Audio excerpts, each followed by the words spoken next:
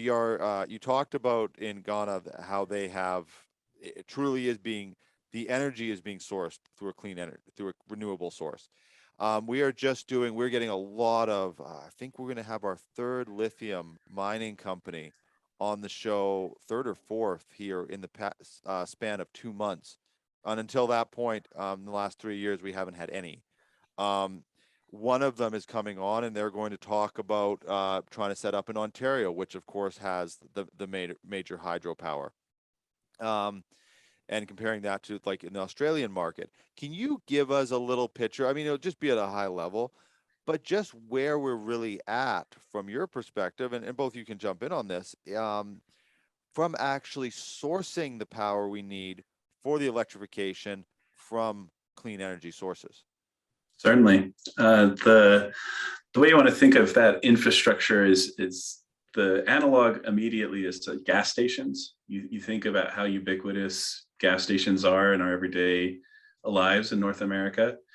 You know, you couldn't drive more than 50 miles without running into 10 of them. We need charging infrastructure at that density, if not even more. You know, having it on premises. So like I could have one on my house, I could have one at the office, I could have one where the buses go to sleep at night.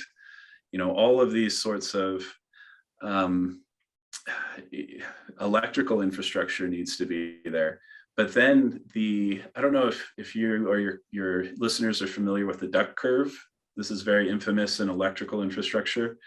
It's a demand curve, and it looks kind of like the outline of a duck because of how energy generation from solar and wind are very much concentrated, solar during the day and wind in the morning and evening. Oh, I see. But energy usage is more like a bell curve, where when everyone is awake and shows up at work, the energy spikes, and then it tapers off around 5, 6 in the afternoon. And then there's an evening spike as everyone turns on their lights and cooks dinner and runs laundry and whatever. So the trick with infrastructure like that is if everyone comes home from work and plugs in their vehicle at the same time, or if the farmers get done at dusk and come home and plug in their vehicles all at the same time, the grid is unprepared today for that sort of lifestyle. We just do not have the ability to sort of shift from when we create energy to when we need energy. And so this duck curve that you can Google, and maybe I'll send you a link so you can put it in the show notes. There you go. I'm looking at it. That duck curve is really something that keeps engineers up at night, because it is not an easy problem, and it is larger than any one company or any one individual could ever possibly deal with. This is a sort of global and national problem that we need to figure out how to store energy effectively and offset it to demand, and be able to generate it in some place and then transmit it long distances to others. Those ideas are all coupled in a sort of higher grid issue. But then we've been talking a little bit about ag and mining. There aren't outlets in the middle of a field, turns out. So you can't just take a break for lunch in the middle of your pistachio orchard and charge up your vehicle. We don't have that sort of capability right now. So being able to make microgrids away from developed areas, next adjacent to a mine for the fleet that's there, et cetera. Oftentimes now it's just a diesel generator, right? Because you don't know how long the mine is going to be viable. That vein may go out in a year or two, and it's not worth building the infrastructure to drag power to it. If you can have mobile or semi-mobile modular microgrids, then you can set up enough power and storage to service your fleet. And then as the demand moves, you just pack it up and move it with your vehicles.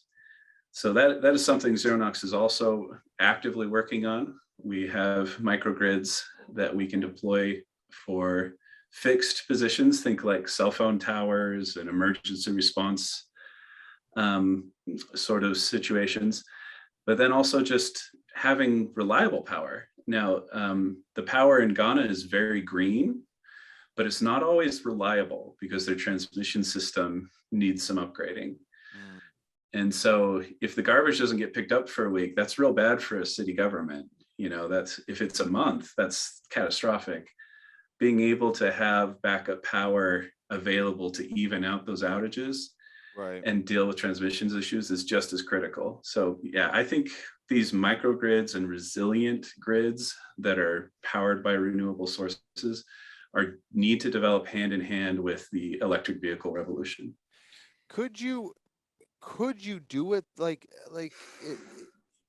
let's say in California, and I'm not that familiar with their infrastructure, but let's say in California, if the government said, okay, well, we're going to put one charging station in the middle of everybody's field that's at a certain size of field, which would obviously be a huge undertaking, and I mean there'd be some taxpayers that'd be upset about it, and you'd go through all of that. Um, could the system handle it though? If every farmer with a certain size plugged in all there at noon while they're on their lunch break, is there the back end infrastructure to handle that? Today, no, not even No. close. If you think of, engineers are weird. If you generalize diesel fuel and gasoline and electric to just an energy source, and you look at how much energy we're consuming, the amount of energy we're consuming, even to like heat our homes and have hot water, and the amount of energy we're consuming compared to what electricity we produce is just nowhere close, like orders of magnitude low. We need to make a lot more power, and make it transmissible and storing to deal with those spikes in demand. And we're nowhere close. And I work for ZeroNox. I'm all in on the sort of green future. Solar and wind are not the answer there. Like, we need peaker plants that can turn on and off at a moment's notice, even when it's cloudy and even when it's not windy. And the best applicant we have right now for that is probably natural gas or nuclear. And nuclear has a bad stigma to deal with, and enormous amounts of engineering and regulatory hurdles to get started. So it's probably going to be natural gas for the foreseeable future. And to add on to what Jake was saying, he laid out the huge hurdles just from an infrastructure standpoint.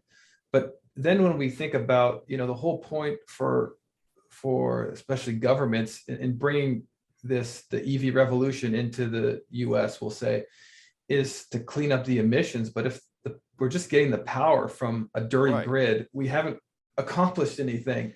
And so this idea of renewable sources is something that we're working heavily on, because, as Jake mentioned, there's nowhere near the power required to deploy the types of electric fleets.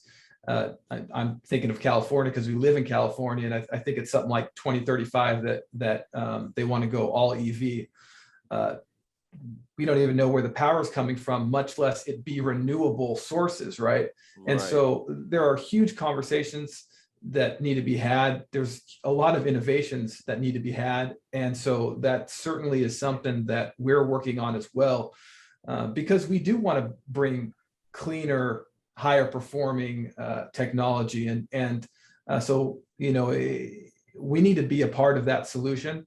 And so I hope more people realize that is I don't think a lot of people realize that's as big an issue as it is. I think they think that we can just throw a bunch of EVs on the road and that's going to solve the problem.